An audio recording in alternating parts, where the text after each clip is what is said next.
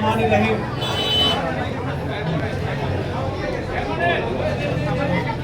আজকে এই ইফতার মাহফিলে আমার ওই যে হুমায়ুন সরকার ছোট ভাই, ও আমাকে হুমায়ুন দাওয়াত করলো যে একটা ইফতারের আয়োজন করা দরকার, অনেকদিন আপনি পুরো বাড়িতে আসেন নাই, তো আমি সানন্দে এই দাওয়াত দল করলাম। এই যে ছেলেটা আমাদের দল করে, বিএনপির দল করে। প্রিয় ভাইয়েরা, আমার কিছু বলার আগেই এই যে ছোট ভাই সাবেক চেয়ারম্যান আমানুল্লাহ সরকারের কৃতি সন্তান ছেলে আমিনুল বলছে, উপস্থিত আছেন আমার সঙ্গে আসছেন অ্যাডভোকেট লাবিব উদ্দিন, বিএনপির একজন বিশিষ্ট আইনজীবী, মঞ্চে উপবিষ্ট আমার সিনিয়র সহসভাপতি আছে, আমরা আবার ইউনিয়ন বিএনপি সিনিয়র সহসভাপতি ও আমাদের রবিকুজ্জামান লয়। আচ্ছা, তো আমার আশাটা খুব সংক্ষিপ্ত। ইফতারির টাইমে আসাটা আমার জন্য একটা বেশ অস্বস্তিকর। তবুও আপনাদের সামান্য দুটো কথা বলি।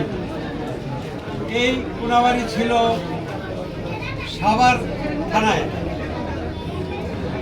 গাজীপুর সদরে ছিল না।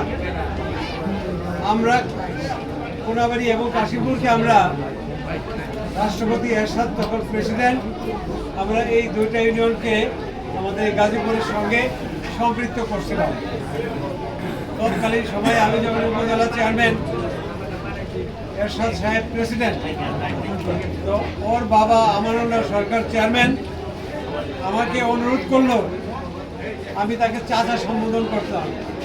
বলে যে আমাদের এলাকায় তো কোনো ফসল হয় না, ধান পাট কিচ্ছু হয় না, ওটা ইট খোলা আছে, সব জঙ্গল।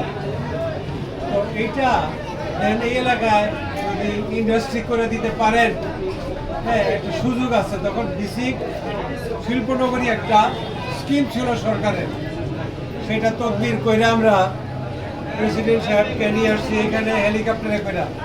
সব জঙ্গল ছিল, কিছু ছিল না।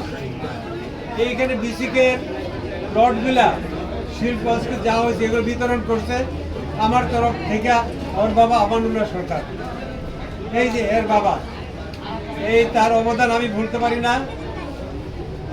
এইখানে লক্ষ লক্ষ লোকের কর্মসংস্থান হয়েছে, আল্লাহর ইচ্ছে হয়েছে, আমরা কিছু না। আমি উপজেলা চেয়ারম্যান হিসাবে যা পেরেছি করেছি, কিন্তু এই এলাকার মানুষ আমাকে প্রতিটা নির্বাচনে একচেটিয়া ভোট দিয়ে গেছে।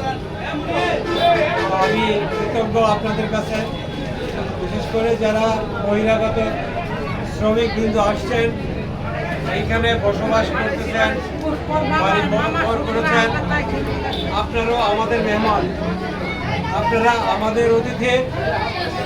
এই এলাকাকে উন্নত করার জন্য আপনাদের অনেক অবদান আছে।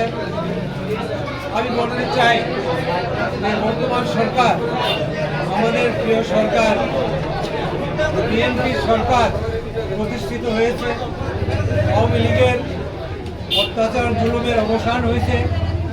আল্লাহর রহমতে আমাদের নেতা তারেক জিয়া এই দেশের জন্য যে দায়িত্ব নিয়েছে, আপনারা দোয়া করবেন আমরা যেন সফল কাম হইতে পারি, আমরা যাতে জনগণের উন্নয়নের কাজ করতে পারি, আমরা যেন এই দেশটাকে শেখ হাসিনা ধ্বংস করে দিয়ে গেছে, আমরা যেন এটা পুনরুদ্ধার করতে পারি, এটা আমাদের স্বপ্ন। তাই আমরা এইখানে চাঁদাবাজি যারা করে তাদেরকে আপনারা ঘৃণা করবেন, যারা জুলুম অত্যাচার দুর্নীতি করে তাদেরকে প্রশ্রয় দিবেন না। তারেক জিয়ার সরকার চাঁদাবাজকে দেখতে পারেন না, তাদেরকে দমন করবেন। তাই এই শিল্পাঞ্চলে আমি আপনাদের সবার জন্য আমি শান্তি কামনা করে দোয়া করি। বিশেষ করে আমি জানি না এখানে পুলিশের কোনো লোক আছে কিনা, কোনাবাড়ির পুলিশ ভাইদের আমরা বলেছি, পরশুদিন বাংলাদেশ পুলিশের আইজি আসছিল, ওখানে কোনাবাড়ি কাশিমপুর নিয়েও কথা হয়েছে। এখানে আইন শৃঙ্খলার জন্য সদাই পুলিশ থাকবে, থানা আছে, চাঁদাবাজকে ধইরা পুলিশের কাছে দিয়ে দিবেন। ঠিক চান্দা চাইতে কোনো ফ্যাক্টরিতে আইলে কোনো ফ্যাক্টরির মালিক ভাইরা যদি থাকেন, শুনে রাখেন, চান্দাবাজ আইলে সোজাসুজি ওগুলোরে বাঁধবেন, বাইন্দা পুলিশকে খবর দিবেন, আমাদেরকে খবর দিবেন। এখানে শান্তি শৃঙ্খলার কোনাবাড়ি, শান্তির কোনাবাড়ি প্রতিষ্ঠিত হোক। সবাই আমরা ভাই বোন মিলে আমরা যেন শান্তিতে বসবাস করতে পারি, সেই লক্ষ্যে আমরা যেন দোয়া করি।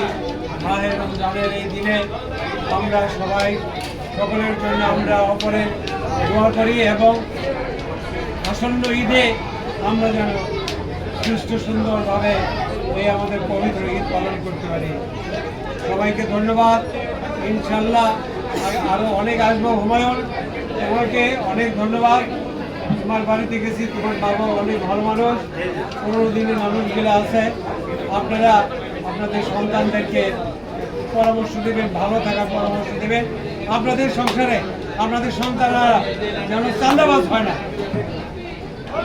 চাঁদাবাজ বানাবেন না, এই বলে আমি আমার বক্তব্য। ধন্যবাদ। আসসালামু আলাইকুম।